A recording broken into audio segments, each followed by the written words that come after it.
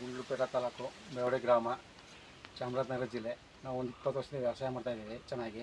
ಎಷ್ಟು ಎಕರೆ ಇದೆ ಅಣ್ಣ? ಇದು 2 ಎಕರೆ ಇದೆ. ಇದು ಪಚ್ಚಬಾಳೆ ಎಲ್ಲಿಂದ ತಂದದ್ದು? ಇದು ಕಂದು ಬೆಂಗಳೂರಿಂದ ತಂದಿದ್ದು. ಬೆಂಗಳೂರಿಂದ. ಎಷ್ಟು ಒಂದು ಪೈರ್ಗೆ? 12 ರೂಪಾಯಿ. 12 ರೂಪಾಯಿ ಬೀಳುತ್ತೆ ಒಂದು ಪೈರ್ಗೆ. ಒಂದು ಎಕರೆಗೆ ಎಷ್ಟು ಹಾಕಿದ್ದೀರಾ ಈ ಪ್ಲಾಟಲ್ಲಿ? ಒಟ್ಟಿಗೆ 1150 ಕಟ್ಟೆ ಇದೆ. 1150 ಕಟ್ಟೆ. ಎಷ್ಟು ಒಂದು ಎಕರೆಗೆ ಆಗುತ್ತಾ? ಇದು ಡಿಸ್ಟೆನ್ಸ್ ಏನು ಬರುತ್ತೆ? ಇದು ಡಿಸ್ಟೆನ್ಸ್ ನಾವು ಕಮ್ಮಿ ಮಾಡಿಬಿಟ್ಟಿದ್ದೀನಿ. 6 ಅಡಿ ಹಾಕಬೇಕಿತ್ತು. ನಾನು 5.5 6 ಮಾಡಿಬಿಟ್ಟಿದ್ದೀನಿ. 5.5 6 ಹಾಕಬೇಕಾಗಿತ್ತು, 5.5 ಮಾಡಿಬಿಟ್ಟಿದ್ದೀವಿ. ಇನ್ನೂ ಅರ್ಧ ಅಡಿ ಜಾಸ್ತಿ ಮಾಡಿದ್ರೆ ನೋಡಿ ಇತ್ತು ಅಂತಂದ್ರೆ 6 6.5 ಹಾಕಿದ್ರೆ ಚೆನ್ನಾಗಿ ಇನ್ನೂ ಬೆಳೆ. ಒಂದು ಕಂದಿಗೆ ಎಷ್ಟು ಬೀಳ್ತು ಅಲ್ಲಿ? 12 ರೂಪಾಯಿ ಬೀಳುತ್ತೆ ಅಲ್ಲಿ. 12 ರೂಪಾಯಿ ಬೀಳುತ್ತೆ ಅಲ್ಲಿ. ಸೇರಿಸಿ ಒಂದು ಕಂದಿಗೆ 12 ರೂಪಾಯಿ. ಅಂದರೆ ಅವರೇ ತಂದು ಕೊಡೋದಾ? ಅವರೇ ತಂದು ಕೊಡ್ತಾರೆ. ಇಲ್ಲಿ ನೆಡೋರಿಗೆ ಮಾಮೂಲಿ ಗುತ್ತಿಗೆ ಅಂದರೆ 3000 ರೂಪಾಯಿ ಆಗುತ್ತೆ. ಈಗೆಲ್ಲ ಜಾಸ್ತಿ. ಏನು ಗೊಬ್ಬರ ಕೊಟ್ಟಿದ್ದು ಇದನ್ನ ಸ್ಟಾರ್ಟಿಂಗು? DAP 17 ನಾಟಿ ಮಾಡ್ಬೇಕಾದ್ರೆ ಮಾಡ್ಬೇಕಾರೆ ಸೂಪರು, ಬೇವಿನ ಹಿಂಡಿ, ಆಮೇಲೆ ಮಾಮೂಲಿ ಸ್ವಲ್ಪ ಎಲ್ಲ ಮಾಮೂಲಿ ಕೊಟ್ಟೆ ಅಷ್ಟೇ. ಈಗ ಬೆಡ್ಡು ಎಷ್ಟು ದಿನಕ್ಕೆ ಬೆಡ್ ಮಾಡಿಸಿರಿ? ಇದು 3 ತಿಂಗಳು ಬೆಡ್ ಮಾಡಿಸ್ತಾವೆ. 3 ತಿಂಗಳಿಗೆ ಮಾಡಿಸೋದಾ? ಅಂದರೆ ಬೆಡ್ ಮಾಡಿಸ್ಬೇಕಾದ್ರೆ ಏನು ಗೊಬ್ಬರ ಕೊಟ್ಟಿರಿ? ಬೆಡ್ ಮಾಡಿಸ್ಬೇಕಾದ್ರೆ ಮಾಮೂಲಿ DAP, ಅಮೋನಿಯಂ ಸಲ್ಫೇಟು, ಪೊಟಾಸು 3 ಕೊಟ್ಟಿದ್ದೀನಿ. ಇದಕ್ಕೆ ರೋಗ ಅಂತ ಯಾವುದು ಬರಲ್ವಾ? ರೋಗ ಅಂತ ಇನ್ನೂ ನಮ್ಗೆ ಯಾವುದು ಕಂಡಿಲ್ಲ ಒಟ್ಟಲ್ಲಿ.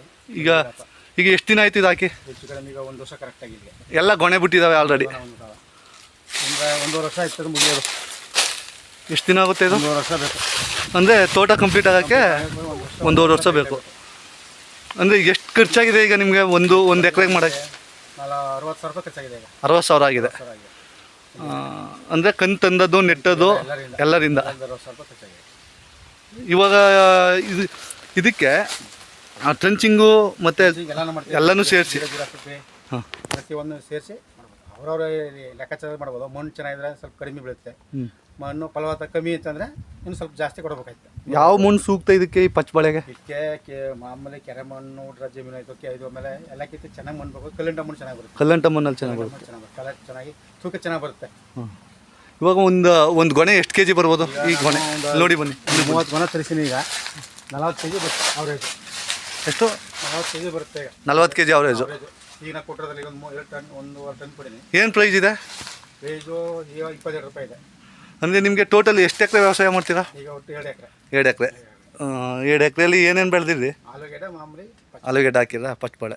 ಅಂದರೆ ಒಂದು ವಾರ್ಷಿಕ ಆದಾಯ ಎಷ್ಟು ಸಿಗ್ಬೋದು ಇದು ಒಂದು ಸತಿಗೆ? ಒಂದು ಸತಿಗೆ ಅದು ರೈಟ್ ಇದೇ ಥರ ಇದ್ದರೆ ಸುಮಾರು ಒಂದು 5-6 ಲಕ್ಷ ಸಿಗುತ್ತೆ.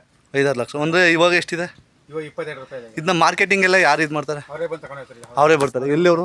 ಅವರು ತೆರಕಂಬೇರು ಬರ್ತಾರೆ. ಬೆಂಗಳೂರು ಬರ್ತಾರೆ, ಮೈಸೂರು ಬರ್ತಾರೆ.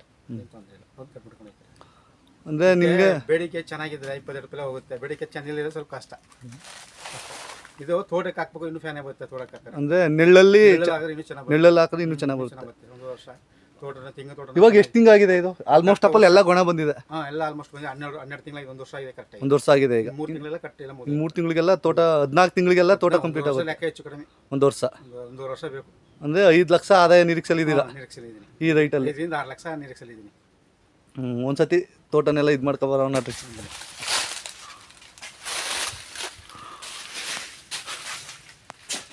ಇದಕ್ಕೆ ಲೇಬರ್ಸ್ ಖರ್ಚು ಏನಿಲ್ಲ ನಿಮಗೆ ಗೊಬ್ಬರ ಹಾಕೋಕ್ಕೆ? ಅದೆಲ್ಲ ನಾವೇ ಮಾಡ್ಕೊತೀವಿ ಎಲ್ಲ. ನಾನು ಕರಿತೀವಿ. ಹಂಗಿಲ್ಲ ಅಂದ್ರೆ ಅಂದರೆ ಬೆಡ್ ಎಲ್ಲ ಟಿಲ್ಲರೆಲ್ಲ ಕಟ್ಸೋದು? ಹಾಂ. ಟೋಟಲ್ ಎಷ್ಟು ಅಮೌಂಟ್ ಆಗಿದೆ ಇಲ್ಲಿ ತನಕ? 60,000 ಖರ್ಚಾಗಿದೆಯಾ? 60,000 ಖರ್ಚಾಗಿದೆ. ಹಾಂ. ಪೈರ್ಗೆ ಎಷ್ಟಾಯಿತು? ಪೈರ್ಗೆ 15,000 ಆಯಿತು. 15,000 ಆಯಿತು. ಅಂದರೆ ನಾಟಿ ಮಾಡೋರಿಗೆ ಅದನ್ನ ನಾಟಿ ಮಾಡೋರು ಒಂದು 6,000. 6,000. ಅಂದರೆ ಒಂದು ಪೈರ್ಗೆ ಎಷ್ಟು ತಗೋತಾರೆ ಅವರು? ಪೈರೆಲ್ಲ ಒಟ್ಟು ಗುಟ್ಕ ಲೆಕ್ಕ. ಅಂದರೆ ಡಬಲ್ ಲ್ಯಾಟ್ರಸ್ಸೇ ಬಿಡ್ಬೇಕು ಇದಕ್ಕೆ? ಡಬಲ್ ಲ್ಯಾಟ್ ಆದರೆ ಚೆನ್ನಾಗಿ ಬೀಳುತ್ತೆ ಅಂತ. ನೀರು ಚೆನ್ನಾಗಿದೆ. ಆ ಕಡೆ ಈ ಕಡೆ ತ್ಯಾವ ಇರುತ್ತೆ. ಈಗ ಆ ಕಡೆ ತ್ಯಾವ ಈ ಕಡೆ ಸ್ವಲ್ಪ ಚೆನ್ನಾಗಿ ಪಚ್ಚಬಾಳೆಗೆ ಅಧಿಕವಾಗಿ ನೀರು ಕೊಡ್ಬೇಕಿಲ್ಲ? ಮೀಡಿಯಮ್ ಆಗಿ ಕೊಡ್ಬೇಕು ಇದಕ್ಕೆ. ಅಂದರೆ ಅಧಿಕವಾದ ನೀರೇನು ಬೇಕಾಗಿಲ್ಲ. ಪೈನ ಸ್ವಲ್ಪ 1-2 ತಿಂಗಳ ಗಂಟ. ಆಮೇಲೆ ಎಷ್ಟು ನೀರು ಕೊಟ್ಟರೆ ಏನೂ ಆಗಲ್ಲ. ಅಂದರೆ ಎಲ್ಲ ಒಂದೇ ಸಾರಿಗೆ ಬಂದಿದೆ ಗುಣ? ಎಲ್ಲ ಒಂದೇ ಸರಿ ಬಂದಿದೆ. ಅಂದರೆ ನೀವು ಗೊಬ್ಬರನ ಯಾವ ಥರ ಅಪ್ಲೈ ಮಾಡ್ತೀರಾ? ಪ್ರತಿ ತಿಂಗಳು ಅಪ್ಲೈ ಮಾಡ್ತೀರಾ? ತಿಂಗಳಿಗೆ ಯಾವ್ದು ಕೊಡ್ತೀರಾ? DAP. ಹಾಂ. ಪ್ರತಿ ತಿಂಗಳು ಕೊಡ್ತೀರಾ DAPನ? 3 ತಿಂಗಳಿಗೆ ಒಂದು ಸತಿ. ಅದು ಬಿಟ್ಟರೆ ಅದು ಮಾಮೂಲಿ ಅಮೋನಿಯಂ ಸಲ್ಫೇಟು, ಪೊಟಾಸು 17 10 26. ಅಂದರೆ ನೀವು ಇಂತಿಷ್ಟೇ ಲೆಕ್ಕ ಅಂತ ಕೊಡ್ತೀರಾ ಇಲ್ಲ ಯಾವ ಥರ ಇದು? ಎಲ್ಲ ನಾವು ಚೇಂಜ್ ಮಾಡಿ ಕೊಡ್ತೀನಿ. ತಿಂಗಳು ಚೇಂಜ್ ಮಾಡಿ ಕೊಡ್ತೀನಿ. ಈ ತಿಂಗಳು DAP ಕೊಟ್ಟರೆ ಮುಂದಿನ ತಿಂಗಳು ಅಮೋನಿಯಂ ಇದು ಕೊಡೋದು ಜೋಳದ ಕೊಡೋದು, ಆಮೇಲೆ ಆಮೇಲೆ ಸ್ವಲ್ಪ ಕೊಡೋದು, ತಿಂಗಳಿಗೆ ಚೇಂಜ್ ಮಾಡಿ ಕೊಡ್ತೀನಿ. ಈ ಬಾರಕ್ಕೆ ಈ ಥರ ಬಾಗಿರೋದು ಬಾರಕ್ಕೆ ಈ ಥರ ಬಾಗ್ಬಿಟ್ಟವ, ಗಾಳಿಗೆ ಬಿದ್ದೈತವನ್ನ ಬಾಯಕು ಒಂಥರ ಕೊಡ್ತೀವಿ. ಇದಕ್ಕೇನು ದಬ್ಬ ಕೊಡ್ತೀರಾ? ದಪ್ಪ ಕೊಡ್ತೀವಿ, ಯಾಕಂತಂದ್ರೆ ಗಾಳಿಗೆ ಉಂಟು ಬಿದ್ದೈತವಲ್ಲ ಆ ಲೆಕ್ಕಕ್ಕೆ. ಇದಕ್ಕೆ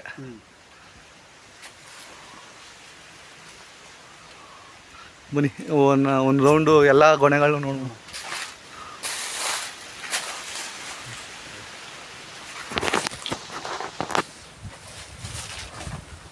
ಎಲ್ಲ ಒಂದೇ ಇದಾಗಿ ಬಂದಿದೆ. ಒಂದೇ ಇದಾಗ ಬಂದವ.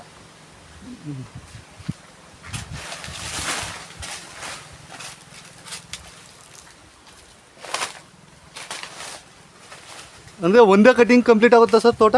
ಇಲ್ಲ, ಒಂದು ಕಟಿಂಗ್ ಆಗಲ್ಲ, 3-4 ಕಟಿಂಗ್ ಇದಾವೆ. 3-4 ಕಟಿಂಗ್ ಆಗುತ್ತೆ ಅಂದರೆ ಒಂದೇ ಸಮಕ್ಕೆ ಬಂದು ಇದು ಅಂದರೆ ಕಟಿಂಗು ಸ್ವಲ್ಪ ಬಲಿಬೇಕಲ್ಲ, ಬೇರೆ ಬೇಸನ ಆಗುತ್ತೆ. ಕಟಿಂಗ್ ಒಂದು 4 ಕಟಿಂಗ್ ಬೇಕು, 4-5 ಕಟಿಂಗ್.